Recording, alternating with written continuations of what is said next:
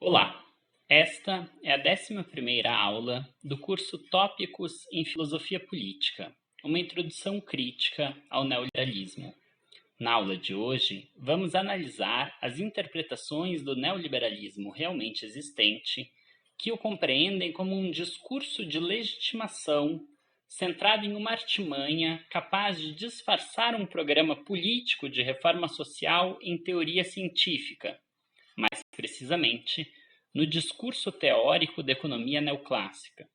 Para tanto, examinaremos os seguintes textos: o artigo O Neoliberalismo, Utopias em Vias de Realização de uma Exploração Sem Limites, de Pierre Bourdieu, publicado em 1998, o artigo de um discípulo de Bourdieu, Loïc Wacquant, 3 etapas para uma antropologia histórica do neoliberalismo realmente existente, publicado em 2012, e a introdução de um novo espírito do capitalismo, de um orientando de Bourdieu, Luc Boltanski, escrito em parceria com Eve Chapelot, publicado em 1999. A aula está dividida em 4 momentos. No primeiro, analisamos o artigo de Bourdieu. No segundo, apresentamos o argumento de Wacquant. No terceiro, examinamos a introdução do livro de Boltanski e Chapelot. No momento final, faremos 2 rápidas observações sobre as interpretações críticas do neoliberalismo. Bourdieu considera o neoliberalismo como um discurso, mais precisamente como um discurso forte, que só é tão forte e tão difícil de combater porque tem a favor de si todas as forças de um mundo de relações de força, página 82.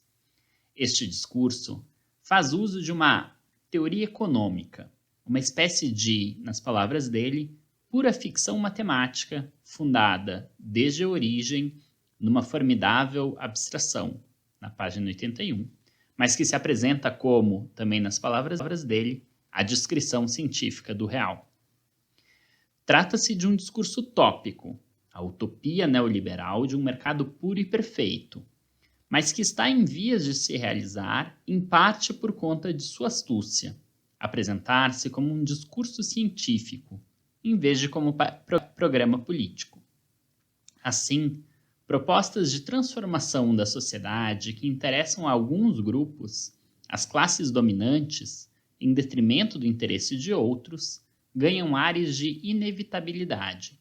Em outras palavras, em vez de se dizer o partido tal defende tal reforma, digamos, uma reforma que diminua a alíquota de imposto de renda daqueles que mais recebem, argumenta-se que a teoria econômica demonstra que alíquotas mais baixas de imposto de renda sobre quem ganha mais aumenta o nível de investimento e, por isso, garante um retorno que será benéfico para todos, até mesmo para as finanças do Estado.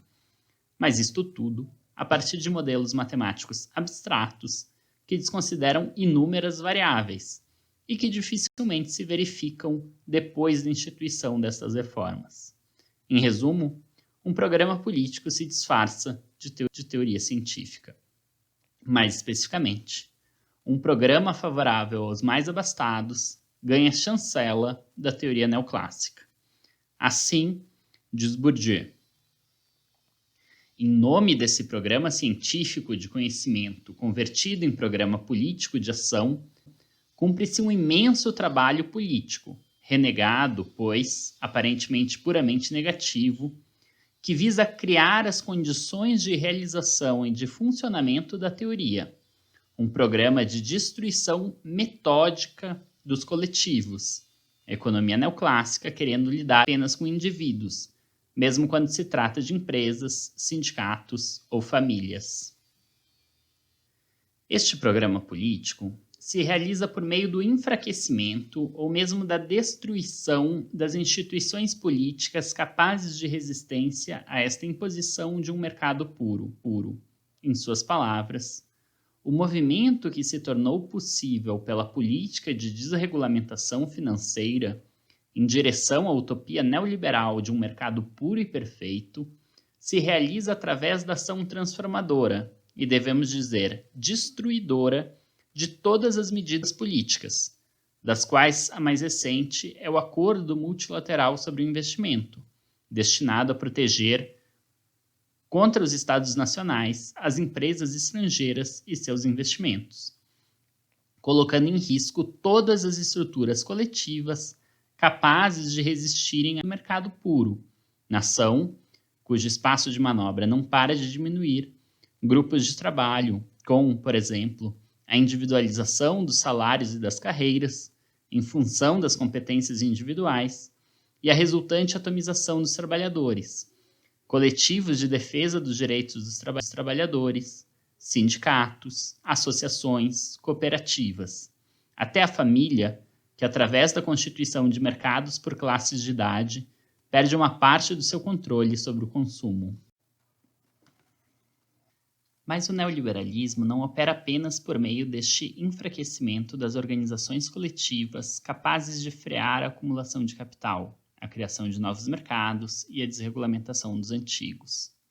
Ele também transforma as empresas. Agora, elas precisam priorizar retornos rápidos almejados pelos acionistas, em detrimento de planejamentos de médio e longo prazo, e transforma, sobretudo, as relações trabalhistas, as quais passam a ser individualizadas e flexibilizadas, nas palavras de Bourdieu.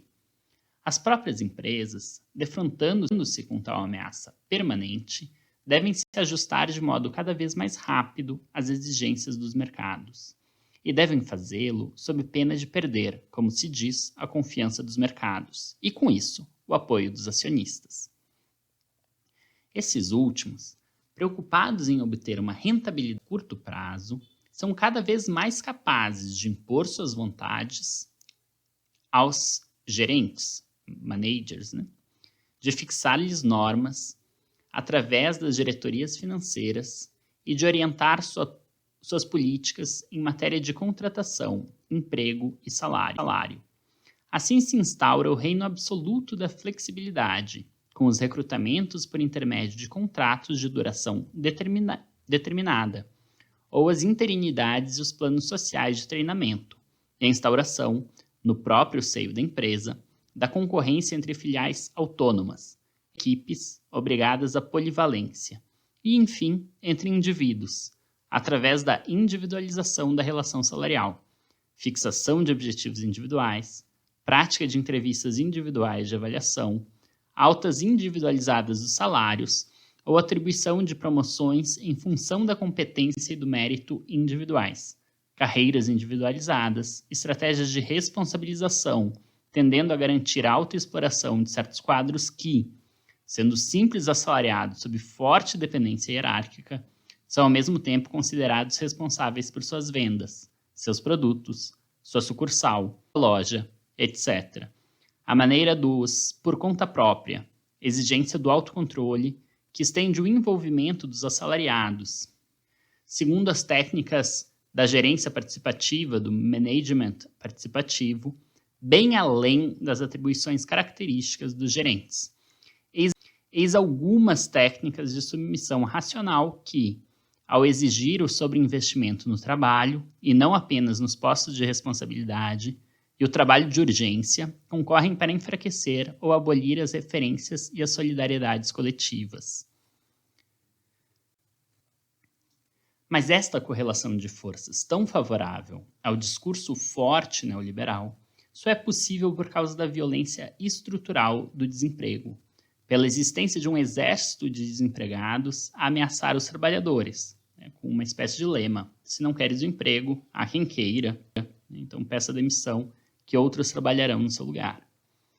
Nas palavras de Bourdieu, o fundamento último de toda essa ordem econômica, sob a chancela invocada da liberdade dos indivíduos, é efetivamente a violência estrutural do desemprego, da precariedade e do medo inspirado pela ameaça da demissão, a condição do funcionamento harmonioso do modelo microeconômico individualista, e o princípio da motivação individual para o trabalho residem, em última análise, num fenômeno de massa, qual seja a existência do exército de reserva dos desempregados.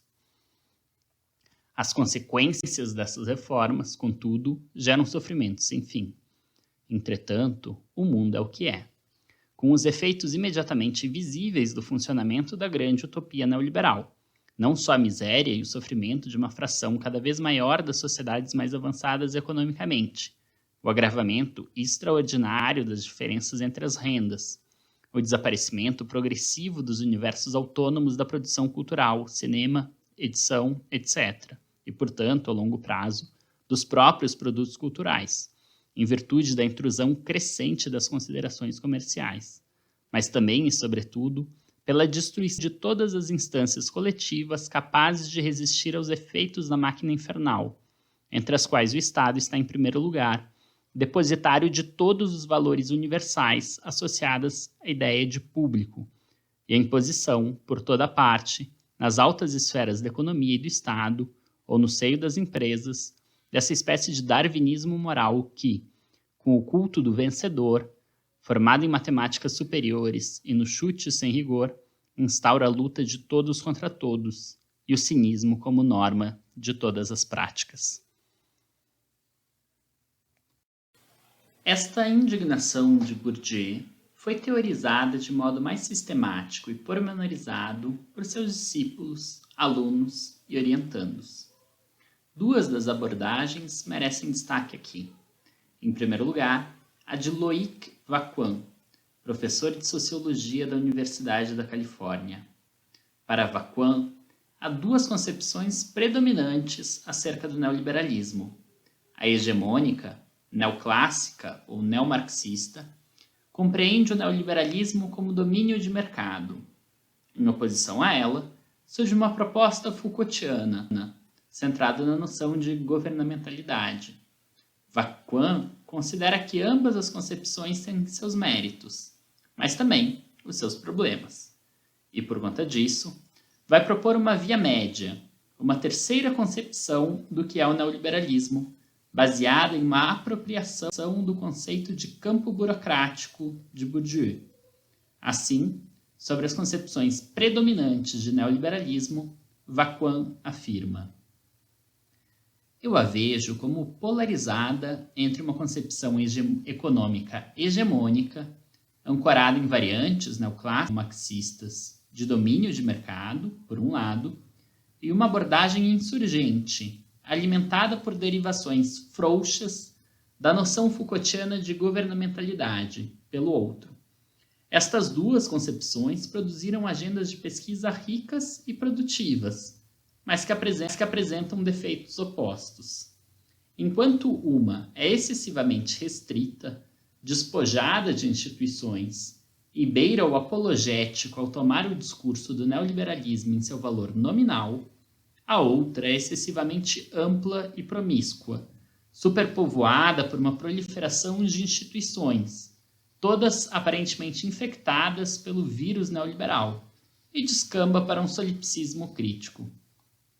Curiosamente, essas duas concepções convergem para obscurecer o que é neo no neoliberalismo, a saber, a reengenharia e a reestruturação do Estado como principal agência que conforma ativamente as subjetividades, as relações sociais e as representações coletivas apropriadas a tornar a ficção dos mercados real e relevante.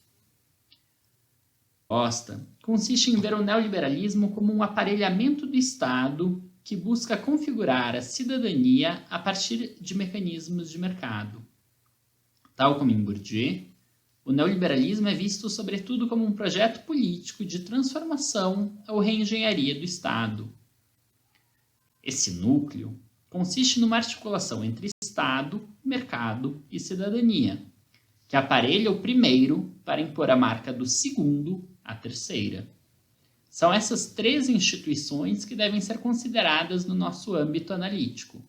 Discordo das concepções de neoliberalismo centradas no mercado, pois priorizam meios políticos sobre fins econômicos. Mas renuncio à perspectiva da governamentalidade, pois priorizo a reestruturação do Estado, as tecnologias e a lógica não estatal. Meu foco é saber como o Estado efetivamente redesenha as fronteiras e o caráter da cidadania através de suas políticas adaptadas ao mercado. Vacuin mostra esta articulação por meio de 3 teses, a saber, tese 1. O neoliberalismo não é um projeto econômico, mas sim político. Ele envolve não o desmantelamento do Estado, mas a sua reengenharia. Tese 2. O neoliberalismo implica uma propensão para a direita do campo burocrático e engendra um Estado centauro. E tese 3. O crescimento e a glorificação do braço penal do Estado constituem um componente essencial do Leviatã neoliberal. Sua atribuição de Vacuin é a de ressaltar o caráter bifronte do neoliberalismo, isto é, o fato de o Estado neoliberal ser liberal com os ricos e paternalista com os mais pobres, mas não mais paternalista no sentido acusado pelos reformadores neoliberais, no sentido de fornecer serviços e proteções que minariam a responsabilidade de cada um, e sim por estar presente para punir maus desempenhos. Para Vacuin, o projeto político de transformação do Estado é caracterizado justamente pela mudança das políticas de proteção social em políticas de disciplinamento, o que ocorre tanto por meio da transferência da ala social para a ala penal, o fato de o Estado gastar cada vez mais em prisões e menos em serviços de proteção social, quanto pela reconfiguração da assistência social por meio da utilização da concessão de benefícios, por exemplo, o seguro-desemprego, para exigir a submissão, no caso clássico, o beneficiário ser obrigado a aceitar um emprego mal remunerado e abaixo de suas qualificações. Nas palavras de Vacuin, usando este esquema, pode-se fazer um diagrama do neoliberalismo bem sistemático das prioridades e ações estatais da mão esquerda para a mão direita, isto é, do polo protetor, feminino e coletivizante, para o polo disciplinador, masculino e individualizante, do campo burocrático. Isso se dá através de 2 caminhos distintos, mas complementares. Primeiro, a transferência de recursos, programas e populações da ala social para a ala penal do Estado, como ocorre quando pacientes doentes são desinstitucionalizados com o fechamento de hospitais e reinstitucionalizados em cadeias e prisões depois de transitarem como sem-teto. E segundo, a colonização da assistência social, da saúde, da educação, da habitação de baixa renda, dos serviços de assistência à infância, etc., por técnicas panópticas e disciplinares e pelo tropos da mão direita, como ocorre quando os hospitais privilegiam as preocupações orçamentárias sobre as médicas em sua organização interna, e quando as escolas colocam a redução da evasão juvenil e da violência em sala de aula à frente da pedagogia, contratando segurança em vez de psicólogos. Ele denomina esta formação especial, por causa de seu caráter bifronte, de Estado centauro. Estas 2 passagens esclarecem este aspecto. Estado centauro, que exibe rostos opostos nos 2 extremos da estrutura de classes. Ele é edificante e libertador no topo, onde atua para alavancar os recursos e expandir as opções de vida dos detentores de capital econômico e cultural, mas é penalizador e restritivo na base, quando se trata de administrar as populações desestabilizadas pelo aprofundamento da desigualdade e pela difusão da insegurança do trabalho e da inquietação étnica. O neoliberalismo realmente existente exalta o laissez-faire e laissez-passer para os dominantes, mas se mostra paternalista e intruso com os subalternos, especialmente com o precariado urbano, cujos parâmetros de vida ele restringe através da malha combinada de workfare fiscalizador e da supervisão judicial. E depois, a virada do nosso próprio século testemunhou a remodelagem de um novo tipo de Estado, que reivindica sacralizar o mercado e abraçar a liberdade, mas na realidade reserva o liberalismo e seus benefícios àqueles que estão no topo, enquanto impõe o paternalismo punitivo àqueles que estão na base. A indignação de Bourdieu é vista também na obra O Novo Espírito do Capitalismo, de Luc Boltanski, sociólogo da Escola de Altos Estudos em Ciências Sociais de Paris, e de sua colega, também socióloga na mesma instituição, Ève Chapelot. Neste livro, os autores apresentam o neoliberalismo como um novo espírito do capitalismo, isto é, como uma nova forma de justificar o capitalismo e de engajar as pessoas em suas dinâmicas. Este novo espírito surge como uma resposta a uma crise de legitimação cujo símbolo maior é maio de 1968.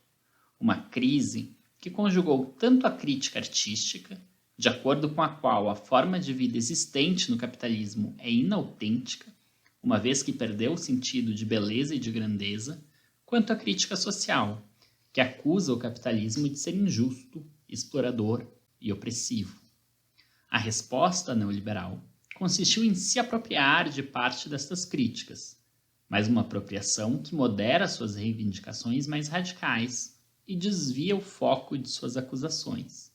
Assim, se o capitalismo burocrático do pós-guerra aparecia como um modelo engessado, limitador das experiências almejadas, o novo espírito do capitalismo vai buscar engajar os indivíduos por meio de promessas como seja seu próprio chefe, faça seu horário de trabalho, decida quando, como e onde trabalhar, que seriam realizadas por meio da flexibilização do mercado de trabalho. Em outras palavras, o novo espírito do capitalismo se apropria dos desejos de maior liberdade individual e da crítica às relações autoritárias e hierárquicas existentes na fase anterior. Mas o que é o espírito do capitalismo? De acordo com Boltanski e Chapelot, o capitalismo, sob muitos aspectos, é um sistema absurdo. Os assalariados perderam a propriedade do resultado de seu trabalho e a possibilidade de levar uma vida ativa fora da subordinação. Quanto aos capitalistas, estão presos a um processo infindável e insaciável, totalmente abstrato e dissociado da satisfação de necessidades de consumo, mesmo que supérfluas. Para esses dois tipos de protagonistas, a inserção no processo capitalista carece de justificações. O termo espírito tem origem na obra de Weber, A Ética Protestante e o Espírito do Capitalismo. Em Max Weber, o espírito do capitalismo remete ao conjunto dos motivos éticos que, embora estranhos em sua finalidade à lógica capitalista, inspiram os empresários em suas ações favoráveis à acumulação do capital.